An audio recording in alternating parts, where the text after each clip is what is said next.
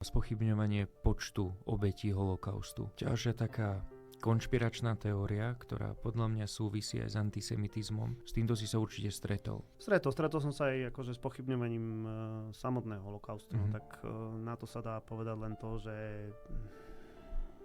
vlastne sa k tomu nedá povedať nič, lebo to je senzácie schopný človek, ktorý si chce zarobiť na ľudskom nešťastí a na naozaj najhoršom v dejinách. Takže tam naozaj odmietam sa o týchto veciach vôbec, nie že baviť, ale vôbec plýtvať na to časom. Čiže čísla sú nespochybniteľné.